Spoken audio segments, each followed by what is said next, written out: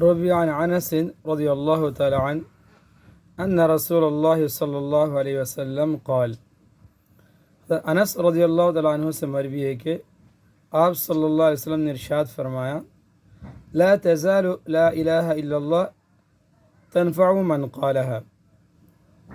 لا الہ الا اللہ کلمہ لا الہ الا اللہ محمد رسول کلمہ توحید، یہ کہنے والوں کو ہمیشہ نفع دیتا رہے گا۔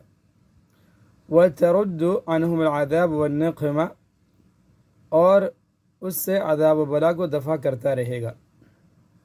ما لم یستحقوا بحقها، جب تک کہ اس کے حقوق سے بے پرواہی اور استخفاف نہ کیا جائے۔ قالوا یا رسول اللہ، صحابہ کرام نے عرض کیا، یا رسول اللہ، ما الاستخفاف بحقها، اس کے حقوق سے بے پرواہی و استخفاف کیے جانے کا کیا مطلب ہے؟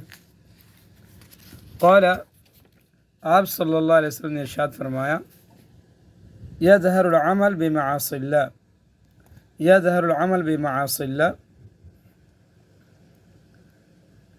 اللہ کی نافرمانی کلی طور پر کی جائے، فلا ینکر ولا یغیر، اور ان کو بند کرنے کی کوئی کوشش نہ کی جائے۔ فلا ینکر، نہ ان پر کوئی نکیر کی جائے، ولا یغیر، نہ ان کو تبدیل کیا جائے، یعنی ان کو بند کرنے کی کوئی کوشش نہ کی جائے۔ شیخ الحدیث مولانا زکریا رحمۃ اللہ علیہ آگے لکھتے ہیں، اب آپ یہ ذرا انصاف سے فرمائیے کہ اس زمانے میں اللہ تعالیٰ کی نافرمانیوں کی کوئی انتہا، کوئی حد ہے، اور اس کے روکنے یا بند کرنے کی یا کم از کم تقریر کی کم کرنے کی کوئی سعی و کوشش ہے؟ ہرگز نہیں۔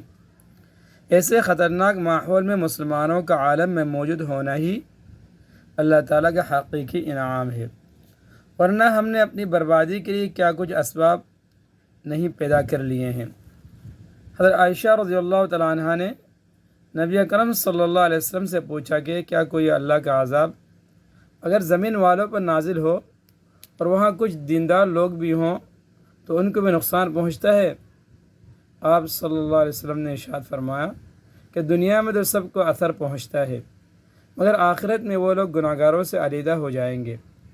اس لیے وہ حضرات جو اپنی دینداری پر مطمئن ہو کر دنیا سے یکسو ہو بیٹھے، اس سے بے فکر نہ رہے کہ خدا نخواستہ اگر منکرات کی اس شیوع پر، یعنی اتنا عام ہونے پر کوئی بلا نازل ہو گئی تو